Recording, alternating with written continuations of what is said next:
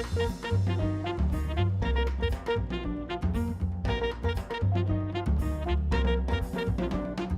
I got conned into this by volunteering because they didn't have enough people to tell stories.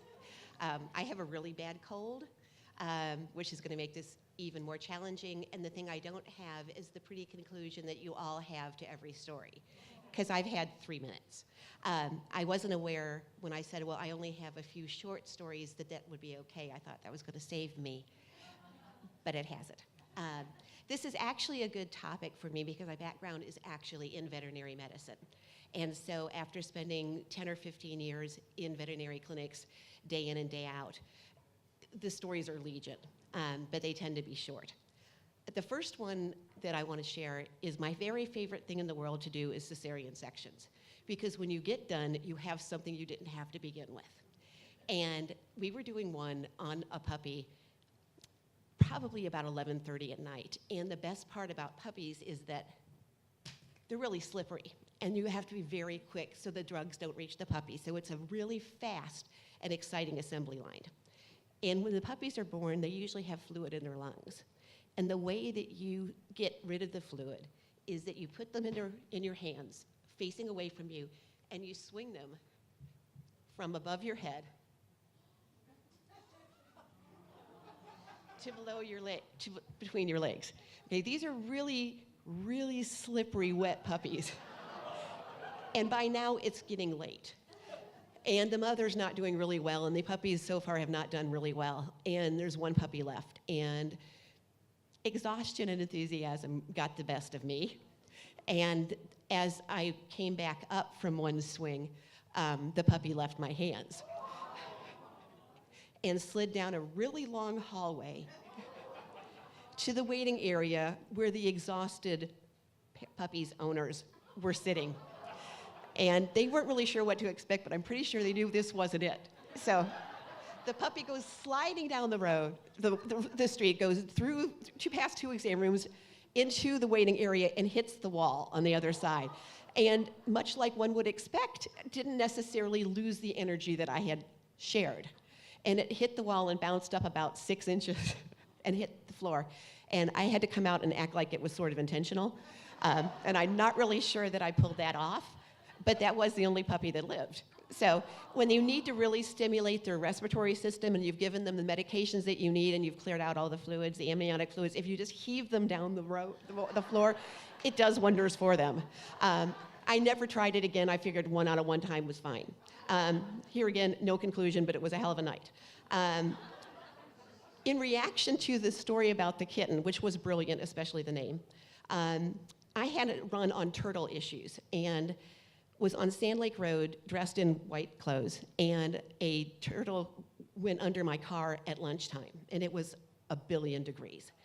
And even if I had not cared whether it lived or not, I was going to be the one that hit it if it was going to get hit. So I put my car in park, and I tried to catch the turtle, which you would not think would be particularly challenging.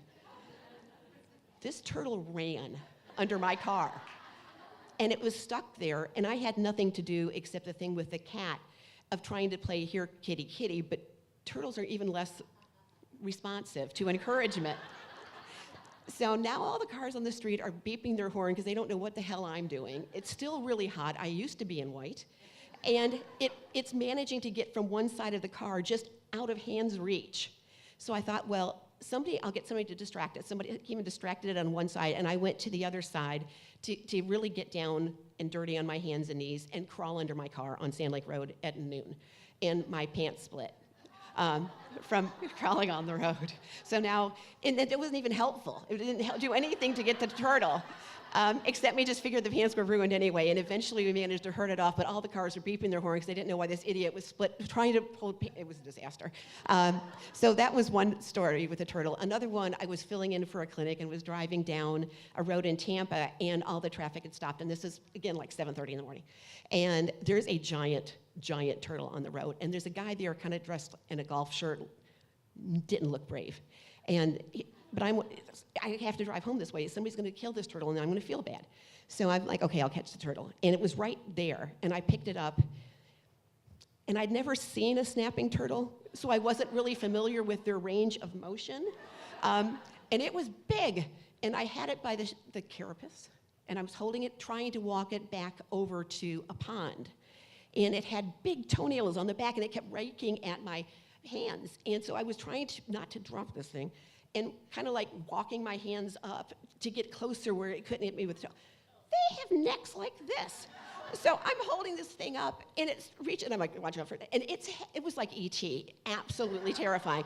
And it was back trying to snap my hand. So I'm trying to figure out how I can be out of range. And they also pee when they get pissed. And I'm going to work. So I'm trying to hold a really pissed off and not getting pissed on turtle. And I'm looking at this guy who is doing absolutely nothing constructive. So I walk out through grass, I mean way the hell to a pond, and I put it down, and the guy is there still maintaining control of traffic, and I walk back up, and he was going that way. So on top of nearly dying, I took this damn turtle like 500 yards from where it was trying to leave from, and it's just no wonder it was mad. So so turtles are always challenging. The last one I'll share with you, because I will eventually shut up. I was doing relief work for a veterinarian, the only veterinarian that was nasty I've ever met in my entire life. But he was really nasty, and he was nasty to staff. Good with animals, but nasty to staff. And it was a very busy practice, and we had spayed 8 calico cats. And if you don't know, calico cats are always female, statistically. So we get to the end of the day, and everybody's doing fine, they're all recovering. Send everybody home. The last person comes in to pick up the cat, and they say, "That's not my cat." And we're like, "What?" It's like, "That's not my cat." Now, this puts us in a position where we have to call people who have already picked up their cats and said, "You know that cat you picked up? Any chance it's not yours?" Fortunately, it was somebody who actually had been in the business who realized what had happened. They had sent a relative in to pick it up, and were very nice about bringing it back. But that was about 6 phone calls I really, really, really didn't want to make. So basically, that's it. I can't believe I'm up here doing this. It must be the cold medication, but thank you for being nice.